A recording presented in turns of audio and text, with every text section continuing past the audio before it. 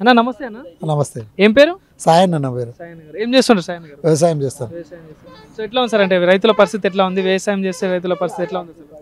ఇక రైతుల పరిస్థితి అంటే ఇంతకుముందు ఉన్న ప్రభుత్వం ఏం చేసిందంటే అన్ని ఉచితాలు అవి ఇవి అన్ని పథకాలు పెట్టింది. ఇక అంతా అప్పుల పాలైంది ఇంతకుముందు. ఇప్పుడు కాంగ్రెస్ గవర్నమెంట్ వచ్చింది కానీ అప్పులతోటే ఉన్నది ఇప్పుడు కూడా. ఇక కొద్దిగా టైం పడుతుంది గవర్నమెంట్ చేయని కానీ ఆలోచన చేస్తాం. కానీ అటు బీఆర్ఎస్ కానీ బీజేపీ కానీ కాంగ్రెస్ రాగానే కరువు ప్రాంతం వచ్చిందని చెప్పేసి కరువు కాలం వచ్చిందని చెప్పేసి ఒక మాటలు అంటున్నారు. సో ఏమంటారు దీనికి? ఇప్పుడు ప్రకృతిని ఎవరు మార్చలేరు. ఇప్పుడు కాంగ్రెస్ అయినా బీజేపీ అయినా టీఆర్ఎస్ ఎవరు వచ్చినా ఆ ప్రకృతి వల్లనే ఉంటుంది. ఇప్పుడు కాంగ్రెస్ వచ్చినంత మాత్రాన మొత్తం ఎండలు ఎక్కువ వచ్చినాయి, వర్షాలు లేవు, వాటర్ ఎండిపోయినాయి అంటే కాదు. ఎండాకాలంలో ఎండలే వస్తాయి, వాటర్ లేకపోతే ఎట్లా చేనులు ఎండిపోతాయి. వర్షం ఎక్కువ పడితే వాటర్ ఎక్కువ ఉంటాయి, మన చేనులు పంటలు పంతాయి. ఇప్పుడు ఏం చేస్తున్నారు అంటే బీఆర్ఎస్ ఉన్నప్పుడు బాగా వర్షాలు పడాయి, వీళ్ళు ఎవరేం దేవుళ్ళు కాదు, తీసుకుపోయి వర్షాన్ని ఏం కురిపియరు. ఎవరున్నా నడిచేది నడుస్తూనే ఉంటుంది.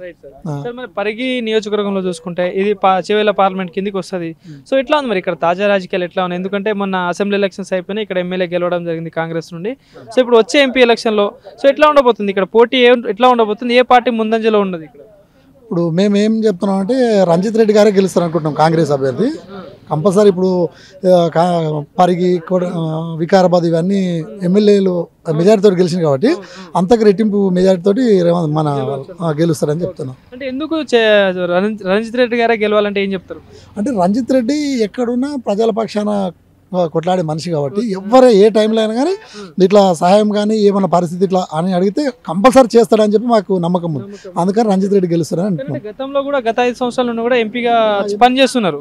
సో మరి ఎట్లా ఉంది పనితీరు? ఉన్నప్పుడు కూడా రంజిత్ రెడ్డి ఎవరికైనా చాలా మంచి పని చేసిండు అనమాట.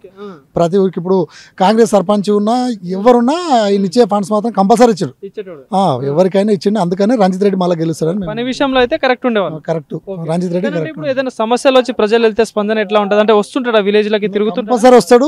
ఎటువంటి ఇప్పుడు మామూలు ఓటర్గా ఫోన్ చేసినా కానీ ఖచ్చితంగా ఫోన్ లిఫ్ట్ చేస్తాడు, రెస్పాండ్ అవుతాడు, కంపల్సరీ చేస్తాడని నమ్మకం ఉంది. చూసుకుంటే బీఆర్ఎస్ అటు బీజేపీ నుండి కూడా అభ్యర్థులు ఉన్నారు. సో మరి ఎట్లా ఉండబోతుంది? వీళ్ళు ఏమైనా గట్టి ఫైట్ ఇవ్వగలరా? ఎట్లా ఉంటుంది? నేనేమనుకుంటా బీజేపీ కాంగ్రెసే కొద్దిగా పోటీలు ఉంటాయి అనుకుంటాను. బీఆర్ఎస్ ఏముండదని నేను అనుకుంటున్నాను, ఏముండదని అనుకుంటున్నాను.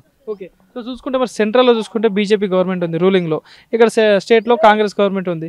సో మరి ఈసారి బీజేపీలో ఏమైనా మార్పు వచ్చే ఛాన్స్ ఉంటుందా, లేదా మళ్ళీ బీజేపీ గవర్నమెంట్ వస్తుందా సెంట్రల్లో? సెంట్రల్ అయితే చెప్పలేము మనం.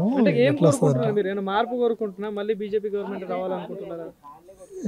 ఇక ఏం పేపర్ సెంట్రల్ మరి ఏది వస్తానో మనకు అంత తెలియదు అక్కడ. కానీ ఇప్పుడు తెలంగాణలో ఉన్న 17 స్థానాలలో చూసుకుంటే ఎన్ని రావచ్చు మరి కాంగ్రెస్ కి? మనం 10-12 అయితే కంపల్సరీ, 12-13 అయితే వస్తాయని అనుకుంటున్నాం. సో అందులో చేవేళ్ళ ఉంటుందా మరి? కంపల్సరీ ఉంటుంది, చేవేళ్ళ ఫస్ట్ ఉంటుంది. ఎంత మెజారిటీ రావచ్చు? చేవేళ్ళ చాలా వస్తుంది, 50-60 వేలు 60-70 వేలకు అయితే కంపల్సరీ ఉంటుంది. Okay sir, thank you.